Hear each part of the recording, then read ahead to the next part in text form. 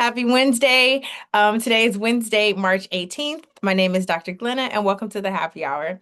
My name is Dr. Glenna. I'm a mental health therapist with a private practice in Torrance, California, where I specialize in anxiety-based disorders, emotional abuse recovery, and I help people rebuild their lives. I believe in the concept of therapy as a lifestyle. Therapy as a lifestyle is the idea of addressing your mental health before it becomes mental illness. It means it is an intentional effort of looking at certain major areas of your life and addressing those things so that they don't mess with other areas, right? So we want to look at your finances because your finances will affect your mental health. And we want to intentionally look at your physical health because that will affect your mental health. So I believe in therapy as a lifestyle. I teach therapy as a lifestyle. And I also teach the happy hour. The happy hour is a weekly wellness webinar. It's completely free. If you're watching it live, hey there. If you are watching the replay, thank you for watching the replay. All of the replays are up on YouTube. You can like and subscribe. Make sure that you turn your notifications on so you know when the new one gets posted. And today we are going to, oh, wait, before I jump in, my disclaimers. Number one, the happy hour is not to be used in lieu of any psychiatric services. If you are experiencing any mental health symptoms, please contact a licensed clinician, your primary care physician, or a psychiatrist. There's no reason to try to self-diagnose. There's also no reason to suffer by yourself. Just go ahead and call somebody. There's people like myself that would love to have you.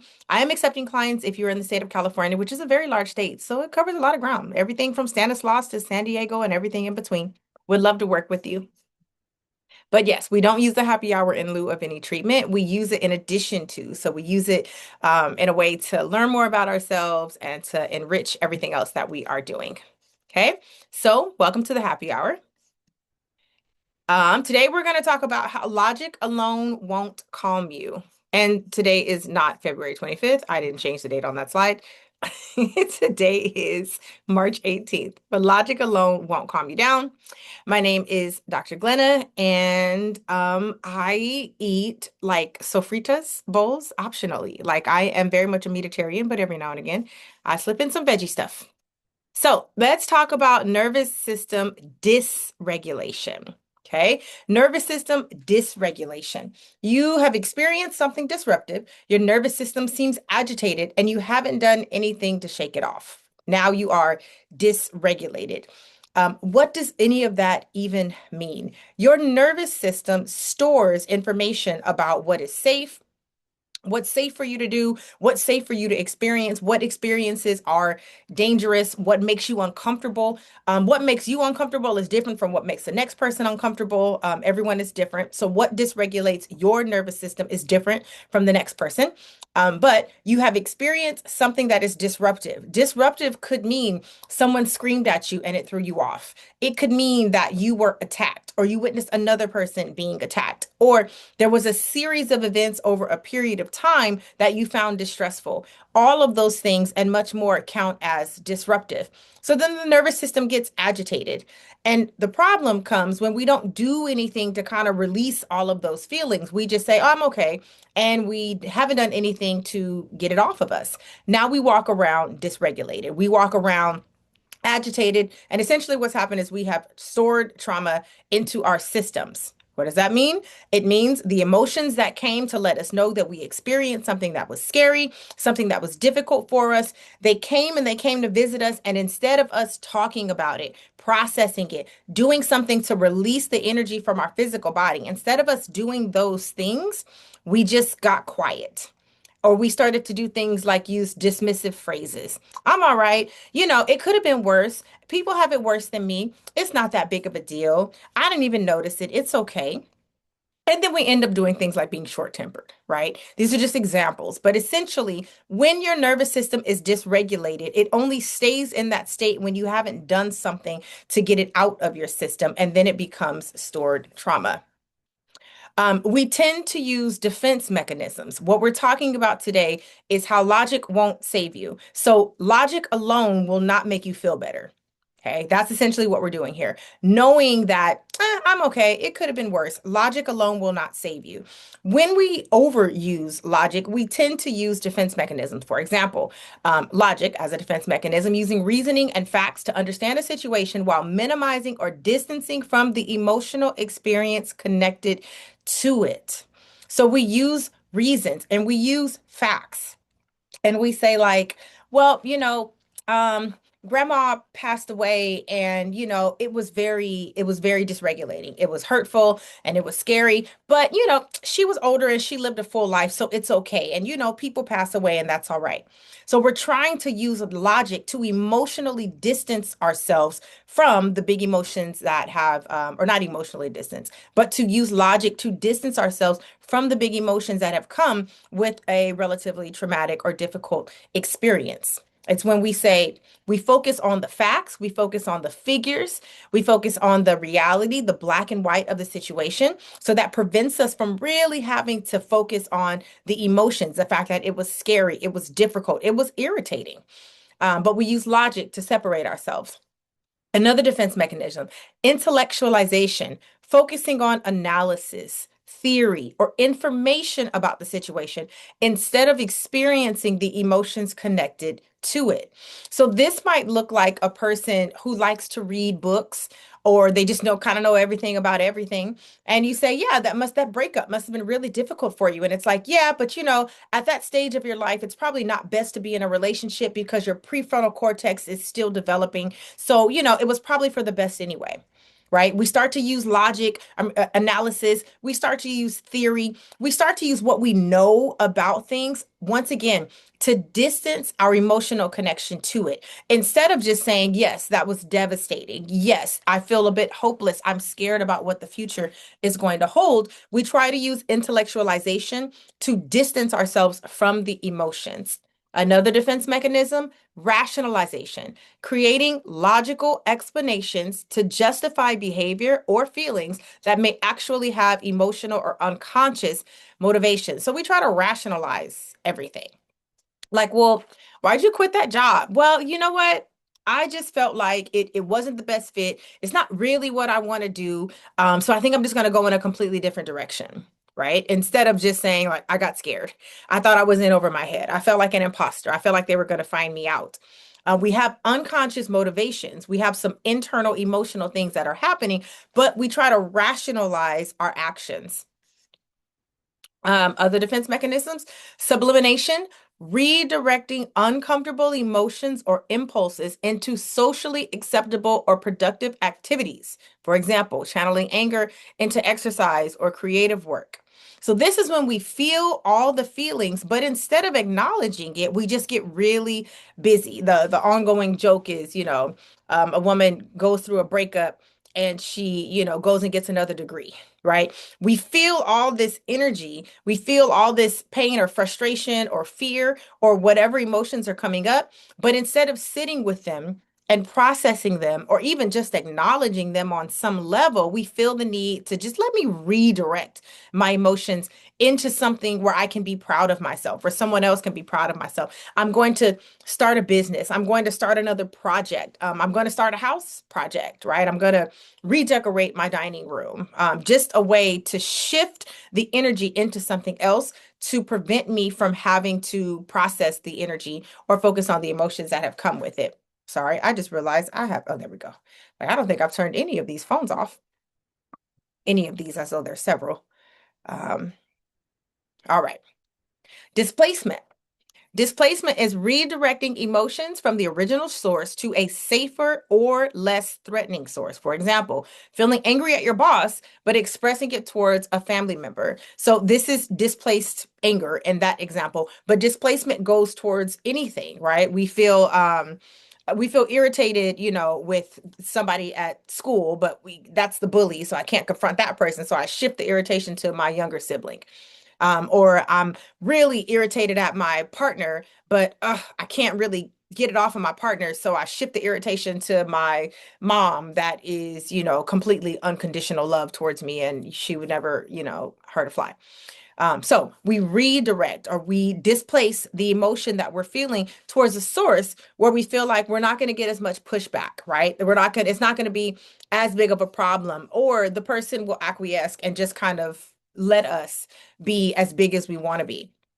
Repression and suppression are close. And then also, because I have 9 of these, and when I put 10 together, it made my slides ugly. So I put them together.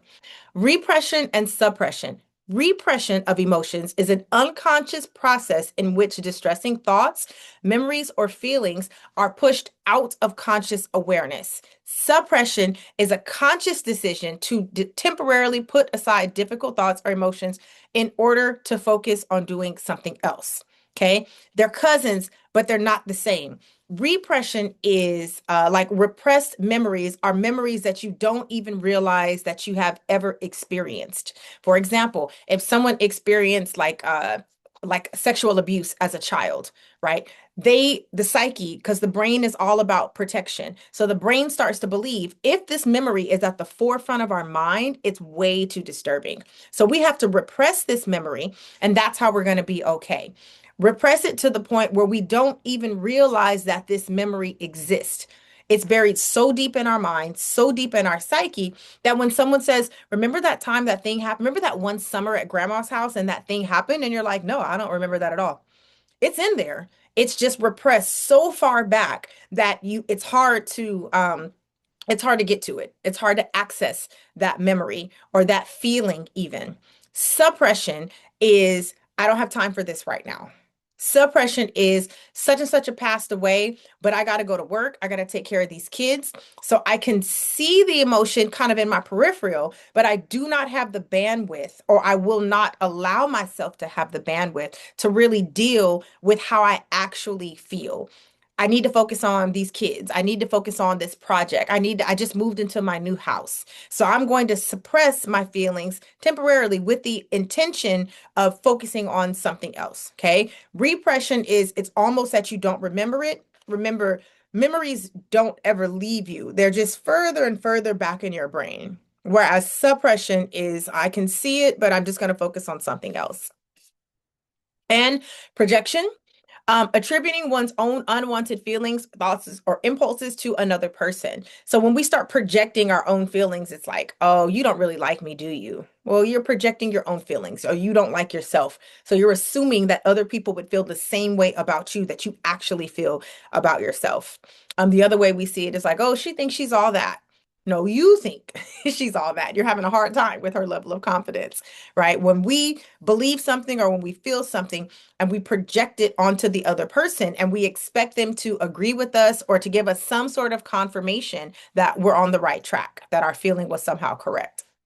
Reaction formation, I don't know why, but reaction formation is always one of my favorite defense mechanisms. Not necessarily to use, but the concept of it is always my favorite. It's expressing the opposite behavior or emotion of what one is actually feeling in order to avoid uncomfortable internal conflict. Reaction formation happens when somebody feels one way, but they act the complete opposite. Okay. So, you have your friend group and you have your like high school friend group, and then you have your work friend group, and you try to combine the two. And there's one person in one group, one person in your high school group that doesn't like somebody from your work group. But instead of just saying, I don't like her, she does the complete opposite. She leans in and she's like, oh my God, where have you been? I've missed you so much. We need to get together. We have to get together outside of the group. Reaction formation is when a person goes hard in the paint in the complete opposite direction of how they really feel. Low key, they hate this person's guts. But what they show publicly is that they really enjoy this person because they're trying to mask how they actually feel. Okay, it's oh my, I love roller coasters. And deep down inside, they are dying a slow death on every single ride that you try to get them on. Okay, I don't know why it's one of my favorites, but it is. Just the concept of pretending that something is when you actually feel the opposite deep down inside. It's just such an interesting concept to me. And regression, reverting to behaviors or coping styles, reverting to behaviors or coping styles associated with an earlier developmental stage when feeling overwhelmed and stressed.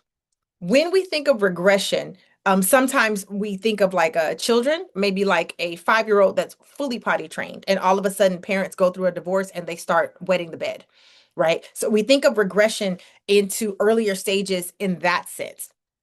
If we look at regression in adults, it might look like a person when they are in a situation that is stressful, all of a sudden they go from acting like a grown man to a 13-year-old child.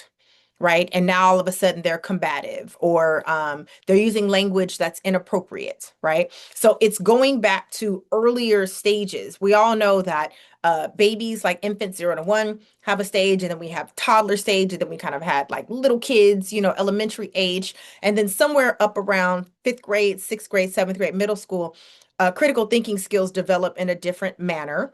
And then high school, high school age kids, same thing, critical thinking skills continue to expand, puberty starts, and somewhere into adulthood, you begin to think and act. And ideally, as an adult, you would conduct yourself like an adult, which means you would acknowledge how you feel, you would speak how you feel, you would speak your frustrations. Regression is under stress, under duress, or just when our nervous system is out of whack. Instead of just being a mature adult, we act like a 21-year-old. It could just mean that our spending habits are now out of control. It could mean that our substance abuse habits are now out of control. It's using habits from earlier developmental stages that are no longer appropriate for the stage that we are in. Again, what we're talking about today is how logic won't save you. When you have all these big feelings, logic alone will not absolve you from the big feelings, okay? And these are examples of defense mechanisms that involve the use of logic that people often employ instead of acknowledging or processing their big feelings. There's a book that I recommend to just about all of my clients. It's called The Body Keeps Score. This book describes how overwhelming stress can change the way the nervous system processes safety and threat. Instead of trauma being stored only as a memory or a thought, it is also stored through physiological patterns such as muscle tension, hypervigilance, which means you are on it. Somebody can look at you the wrong way. Did she look at me crazy? Did she say something to me? It means that you are very hyperactive about addressing any perceived threat. If you think that something bad is about to happen or something scary might happen, then you are hyperactively on it, right? That's being hypervigilant. Emotional reactivity and dysregulated stress responses. Because of this, people who have experienced chronic stress, meaning something came up, and something else came up, and something else came up before you really had the opportunity to put things to bed, before you really had the opportunity to process what happened and get calm. Or trauma. Dr. Glenna's bootleg definition of trauma is anything that overwhelms the system. So you get to decide what is traumatic for you. Okay. Because of this, people who have experienced chronic stress or trauma may continue to feel anxious or unsafe even when there is no immediate danger. The body has learned to stay in a protective state. The book also emphasizes that healing often requires both cognitive understanding and body-based regulation, including approaches that help the nervous system learn safety. Again, cognitive understanding includes your thought process.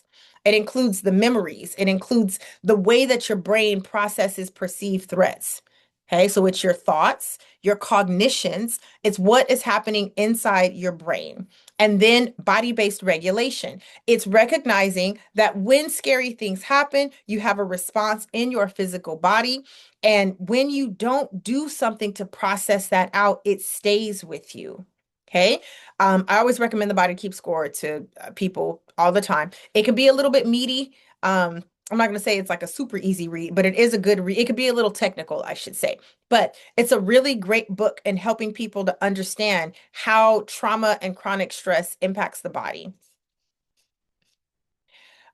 Just so another couple of talking points. The brain processes threat before logic, right? So when we say why logic alone won't save you, the brain processes threat before logic. One of the central ideas in trauma research is that the survival system of the brain activates faster than the thinking part of the brain.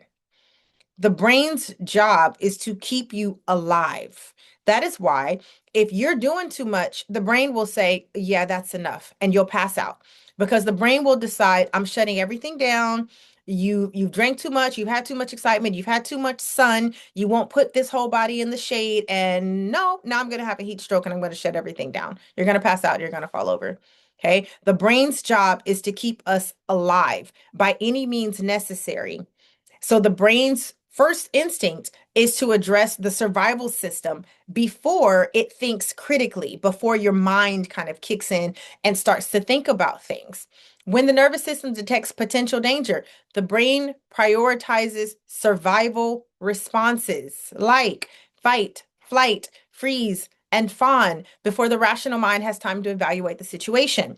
Fight and flight we're most familiar with. Fight means I might have to physically fight my way out of a situation. I might have to argue my way out of a situation. Fight involves elevated speech, elevated body language, elevated movement. Flight is I'm out of there. I'm gone. I'm running away. I'm quitting the job. I'm leaving the relationship. I'm exiting things. I'm running away from situations. It might mean a bit of avoidance, meaning I'm not going to respond to text messages. I'm just no. I'm fleeing the potential danger. Freeze means I'm literally frozen in place. That is when you ask a person a question and it's a serious question and they just look at you and stare. And you're like, dude, do you hear me talking to you? And they just look at you and stare. That is a trauma response. It is intended to keep us safe in various situations. Sometimes it looks like ignoring text messages or emails. Sometimes it looks like seeing the bill come in the mail and seeing the bill turn red and still not addressing anything. Okay, it's a form of freezing. And fawning is when we get really small and really agreeable because we think if I can just agree with whatever is happening here, then maybe the threat will pass me. Okay. It looks like kind of codependent behavior, going along to get along, not really saying how you feel because it's just easier to just agree than it is to object to what's happening. These are all survival responses. These are all trauma responses. You do want all of them, right? You don't want your body to ever let go of any of them. Because the reality is, depending on the circumstance, there are plenty of times where these survival responses will keep you safe, and depending on the circumstance, will keep you alive. The issue here is that when the nervous system detects danger, potential danger, perceived danger, it doesn't even have to be real danger. Your brain could just think that something is about to pop off, and it'll give you one of these responses before your mind has time to think critically about whether or not you actually need to flee or freeze or any of that. Okay. This is why culturally, when we see two, three people running, we are running. Our feet start running before we even really start to ask any questions, right? You flee, I flee. We flee together. This means a person may logically know that something is safe, but the body may still respond with anxiety because the nervous system is already activated. Meaning, you can look at a circumstance. You can look at that meeting on your calendar where your boss is saying, hey, I want to talk to you. And then you have the, oh my gosh, I got to quit this job before she finds out that I've been clocking in, 10 minutes late every day. And then your boss comes and says, hey, I just wanted to talk to you about that project. I have some other ideas. I got some more support for you. She tells you that at 10, the meeting is at 2, but your nervous system is already activated. It's already up, and it's hard to calm down. Understanding something logically does not automatically calm the nervous system.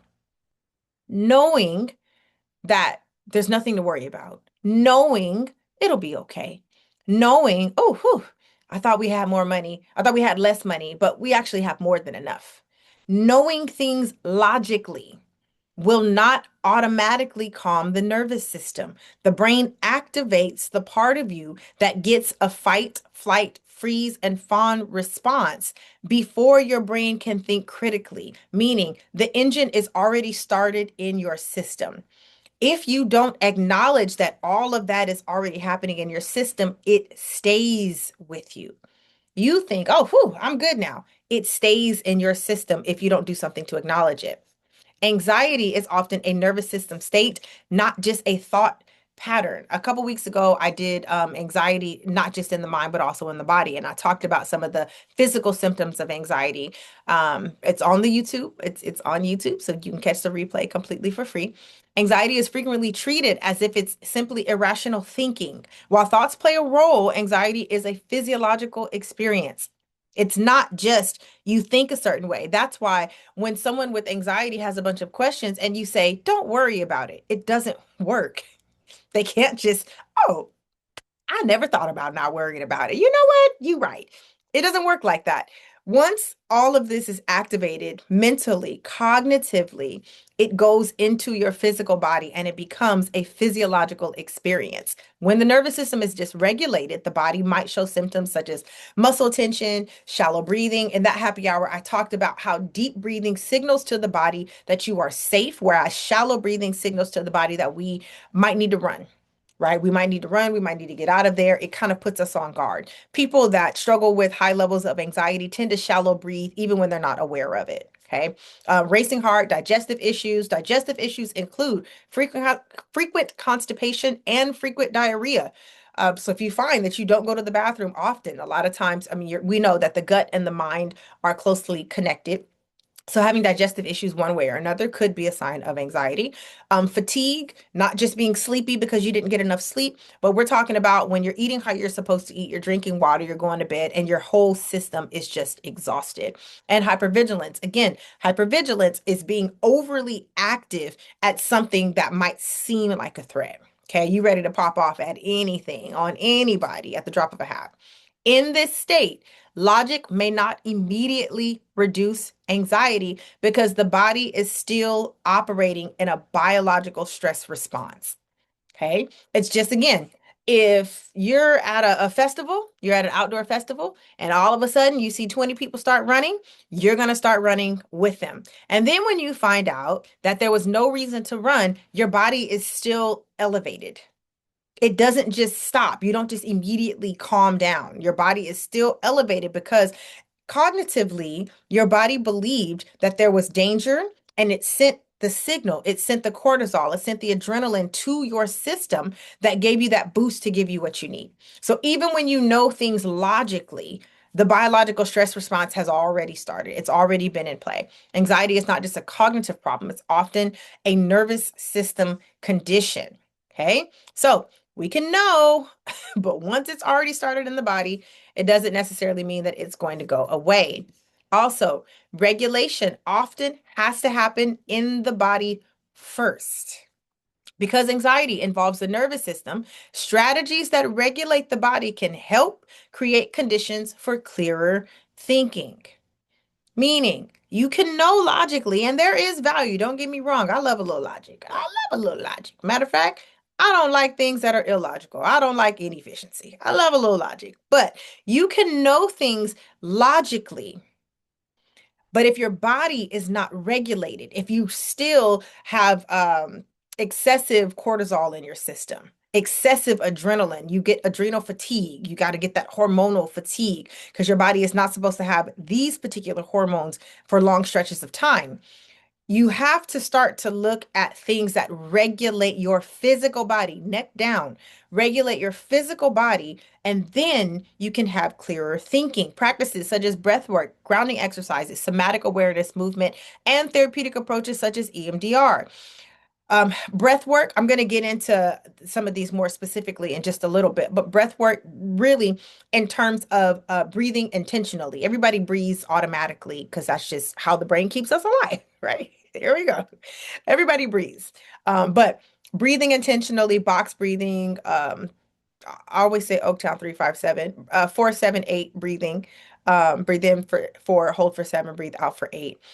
Grounding exercises, literally touch grass, touch water, count your toes in your shoes, like different exercise. I'm going to get into these more specifically. Somatic awareness. Somatic is anything that has to do with the physical body. So just being aware of what is happening in your physical body and then doing something about it. Movement, shake your body, dance, walk. Walking creates bilateral movement, 1, 2, 1, 2, which leads us to EMDR. EMDR is a therapeutic technique that a licensed clinician that is trained in EMDR can do. I, of course, am trained in EMDR. And again, I'm accepting new clients in California. I would love to work with you. But EMDR also uses bilateral movement, 1, 2, 1, 2, in order to help the brain reprocess memories, and it decreases the intensity of the big scary memory. So I'm not going to put like the Men in Black thing, and I'm not going to make you forget that it happened altogether. But EMDR does decrease the intensity of scary memories, big intense moments, and it also can help to shift your perspective on things so that the memory isn't so intense. Okay.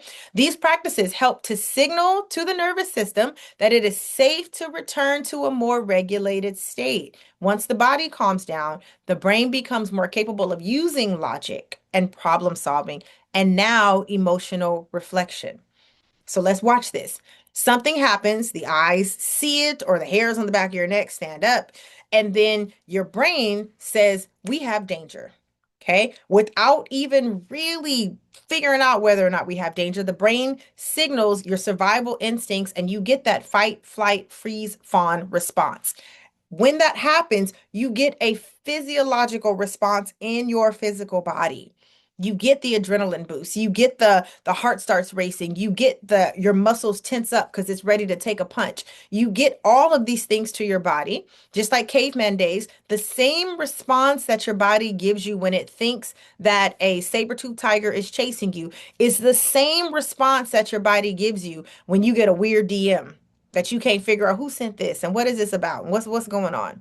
Your body gives you the same response, okay? And it gives you the survival instinct first. Then it goes back to think critically. If you can learn to calm the sensations in the body now that you have this response in your body, then we can go back and use logic. Then we can say, hey, girl, maybe you didn't need to pop off immediately. Maybe we can find some better phrases that we can use to communicate. Maybe we didn't have to speak that way or spin that way or act that way. Then we can use logic and problem solving. And also, that's when we can use emotional reflection. That's when we can go back and say, well, why did you do all of that? You know what? I was really irritated. You know what? That reminded me of something that used to happen all the time when I was a kid, and I didn't have any control over it. Okay. Then we can use emotional reflection. The body often has to feel safe before the mind can think clearly, meaning, once you get that response in your physical system, neck down, you have to calm your body before your brain can think clearly. Now, these are at home somatic healing activities.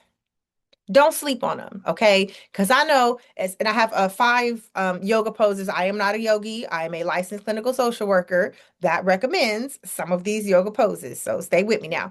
But sometimes when I recommend things that are they're a little far from what we're used to, our immediate response is, I ain't doing all that. So when I'm like, all right, let's use some regulating breathing techniques. And it's like, I ain't doing all that. I'll be all right. Like, listen, I'm gonna get a shot of fill in the blank and I'm gonna get through. Okay. So as I present these at-home healing activities, I'm telling you, don't knock it. Stay with me. All right. Regulating breath. Slow breathing signals to the nervous system that you're safe. Signals. I was like, well, is that a typo? No. Slow breathing signals safety to the nervous system. So try inhale for 4, hold for 2, exhale for 6. When you do these types of breathing exercises where they ask you to do something for a certain amount of seconds, you need to look at a second hand. For those of you that are digital and not analog, look at the seconds, count the seconds, okay? Second hand on the clock and count the seconds because it is imperative that you do it accurately. Don't estimate, like actually breathe in for 4 whole seconds and then actually hold for 2 whole seconds and then exhale for 6 seconds. Longer exhale activates the parasympathetic nervous system. Practice it for 2 to 5 minutes. When you deep breathe, you signal to your body that you're safe, right? If you think about it, if a rabid dog is chasing you, you are not deep breathing unless you are some sort of cross-country runner or some, track star prodigy. You are not deep breathing while you're running. Your body just doesn't work like that.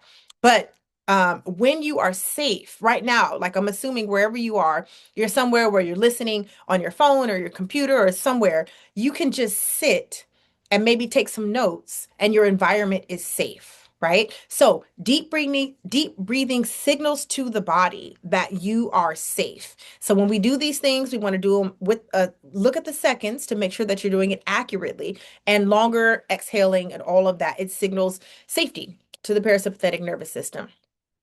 A body scan. Body scan helps to reconnect awareness with physical sensations. So, in this, I want you to sit or you can lie down, but just make sure that you're comfortable, not with your legs crossed or not somewhere where you're going to be disrupted. And I want you to slowly bring attention to each area of your body. This is the entire activity. I just want you to notice tension without trying to force relaxation. That is the activity. What's the point, Dr. Glenna? When you are physically aware of your body, you can slow down enough to address it, even if it's not in that very moment. If you lie down on the bed and you close your eyes and you start with your forehead and you say, okay, big deep breaths. Do I have any tension in my forehead? All right, I'm just going to release the tension in my face. And then I'm going to release the tension in my jaw. Okay. I'm just going to stretch and I'm going to release the tension in my jaw. And then I'm going to release the tension. Oh, I notice I have a lot of tension in my shoulders. I'm going to pretend like I am just water, like I am just jello and I'm soft. And then I'm going to release the tension through my chest. I can feel, the pec muscles and the muscles going from my shoulders into my chest are tight. I'm just going to release that, release the tension in my stomach, and you go all the way down your body. It doesn't seem like much, but increasing the awareness of what is happening in your body is what helps you to release what is happening in your body. You can't release what you're not aware of. Okay, so regulate some breathing, body scan, grounding through your feet. This exercise reconnects the body with the present moment. So I want you to place both feet firmly on the floor, press them gently into the ground. Notice the sensation of support, and this activates the brain's sense of physical safety and stability. If you are an adult, um, and you are walking down a flight of stairs and you just a little bit just miss one of those stairs and you think you're going to die, like to the point where all your past memories come to your remembrance in that moment because, oh my God, I have just almost missed this last little step and you think that life is over. Not having physical stability under your feet tells your brain we are in danger.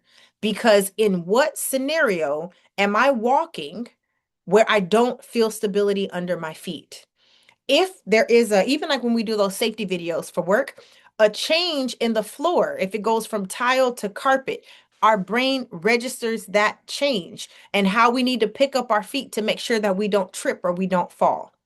A change from, cement to dirt, from dirt to cobblestone. All of that signifies something to our brain in terms of how do I need to move. The inversion of that is if you don't feel something under your feet, it signals that you are potentially in danger or there's something that you need to be tuned into to make sure that you're going to be okay. This grounding exercise manually tells the brain, hey, there's something solid under my feet. There's something solid under my feet. I am okay. I am all right. I am safe. You can do it anywhere. You can do it in the car. You can do it at work. You can do it at home. You can do it in a restaurant, right? You can, I mean, even if you're at the beach, I mean, if you just want to put your feet in sand, you could do it there too. But the idea is we are signaling to the brain, we are responding to those survival instincts, and we're telling the brain, thank you so much for, being so on point and keeping us safe. But I am manually telling you, hey, brain, the ground is hard under my feet, meaning I'm safe and I'm all right. Progressive muscle relaxation. This releases stored muscular tension.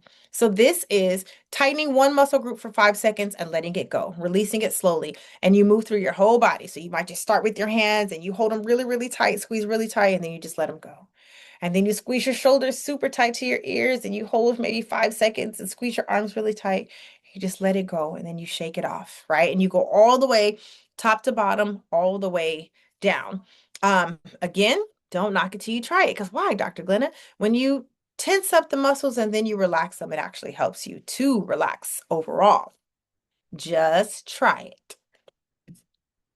Gentle shaking. Animals naturally release to shake stress.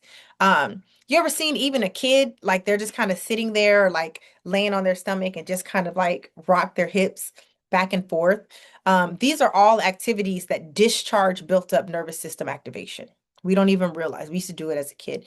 But one example, stand comfortably, shake your arms, shake your shoulders, shake your legs slightly. Okay. Let the body move freely for 30 to 60 seconds. Literally shake. Literally shake your arms, shake your legs intentionally. If you need to set a timer on your phone, do it. Do it for at least 30 to 60 seconds. Another gentle shaking that I like, again, it's if you're laying, if you can see, if you're laying and you kind of raise your hips and rock your hips from side to side, right? Lay on your stomach and rock your hips from side to side. It's another way, it's a really good way to just release the built up energy from your nervous system. Again, all of these things are completely free. All of these things can be done in the comfort of your own home. They don't require much of anything, and they're all relatively easy, right? Even if you have different mobility issues, you don't have to do every single one, but you could just pick one. Slow stretching. Stretching releases tension held in muscles. Helpful stretches include neck rolls. Hello to the brethren. Neck rolls, shoulder rolls, right? Shoulder rolls, forward, backward, slow and intentional. A forward fold to kind of release some of the tension from your back, from your arms. And gentle spinal twist. The goal here is to move slowly and breathe deeply.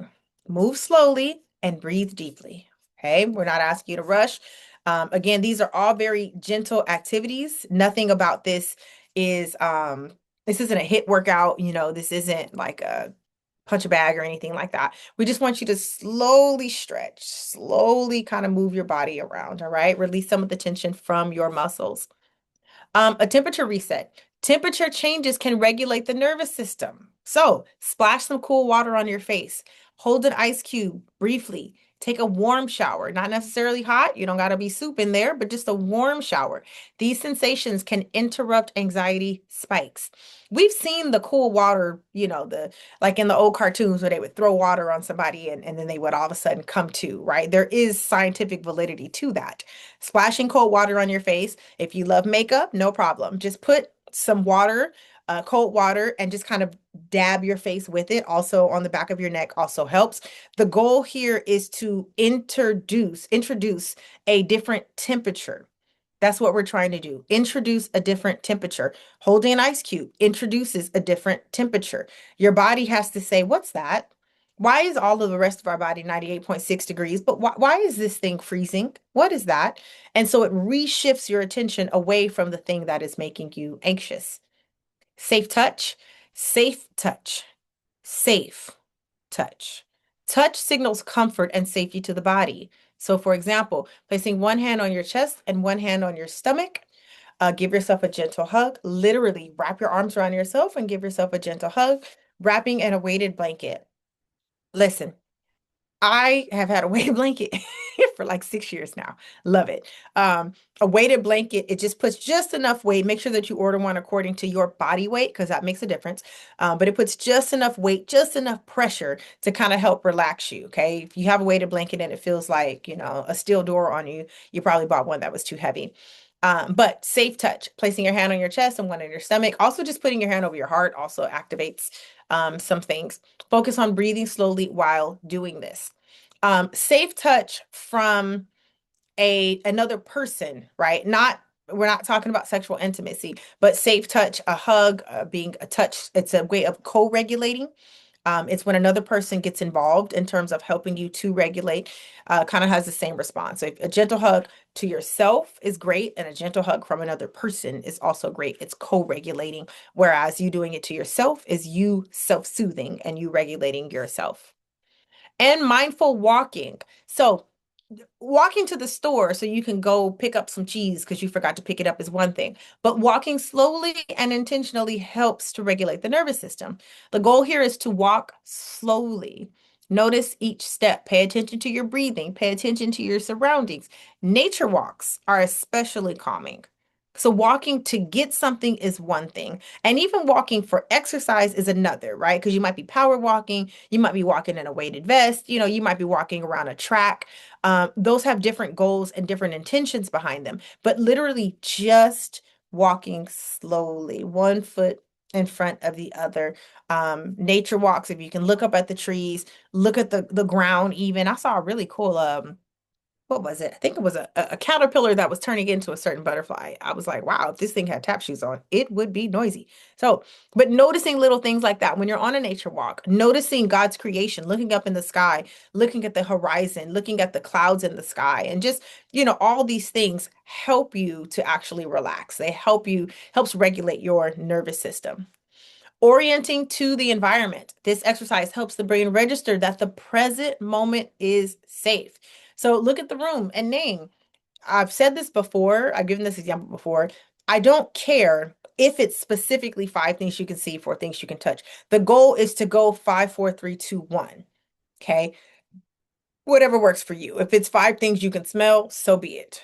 Right. If you can smell five things, either you have an immaculate sense of smell or something is going on. Is somebody cooking? Typically you can't smell five things, but you get what we're saying here. Five, four, three, two, one. Use your five senses. This brings the body back into the present.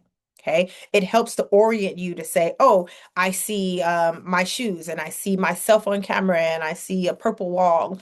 And then four things I can touch. I can touch my own hands. I can touch my necklace. I can touch my sweatshirt, right? So we want to refocus your attention away from whatever it is that you're thinking about or whatever your brain has tried to convince you is dangerous.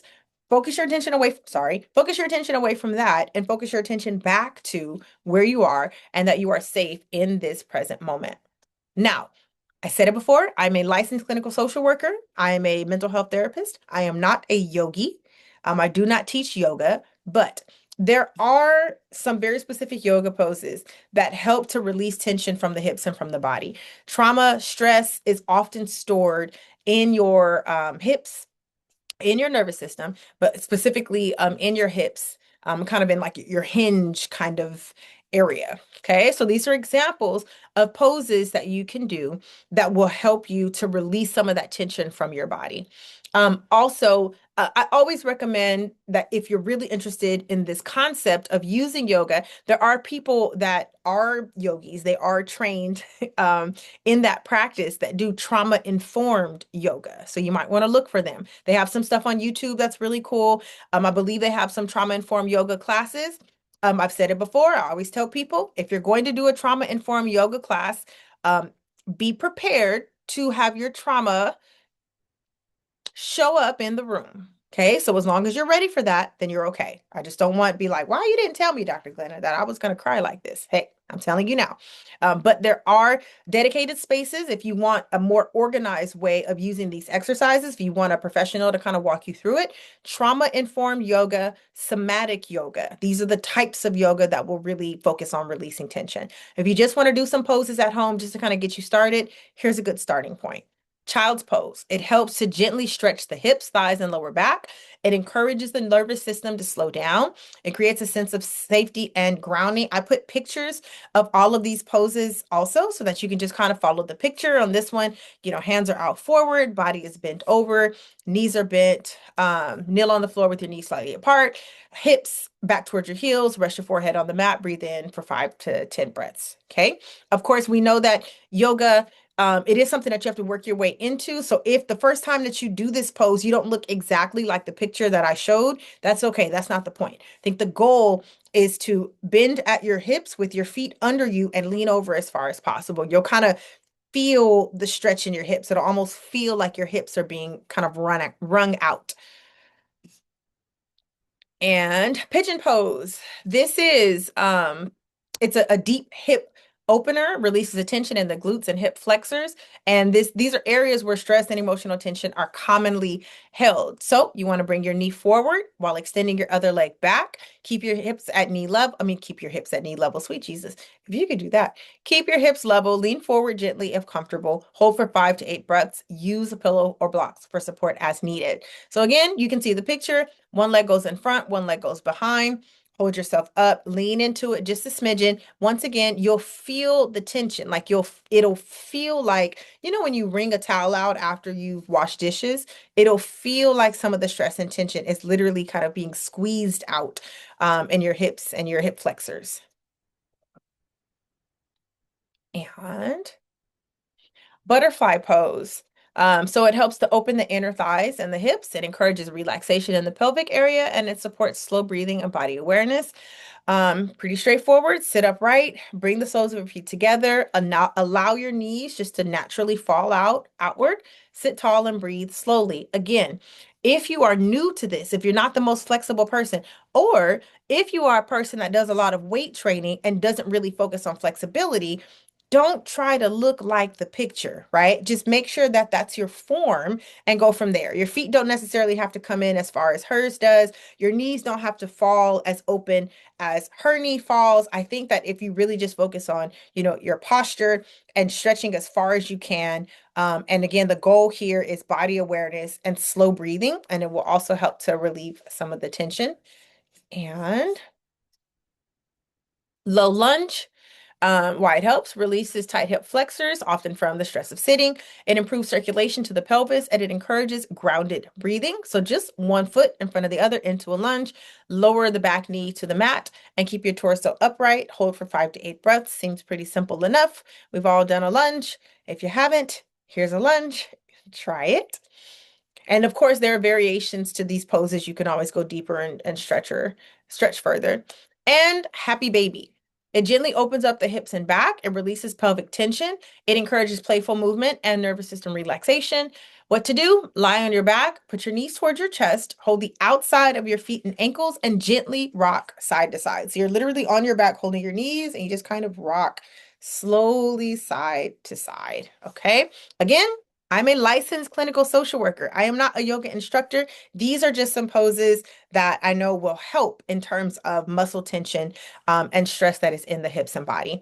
And again, what we're talking about today is the idea that knowing alone is not enough. Logic necessarily alone will not necessarily save you. Okay, that you need to be able to release the stress and tension from your physical body because the brain gets a message first that potential danger is afoot, and then it sends the message into your body. So you need to intentionally do things from the neck down to release the tension from your system. And this has been the happy hour. Thank you so much for coming to hang out with me. I really appreciate it.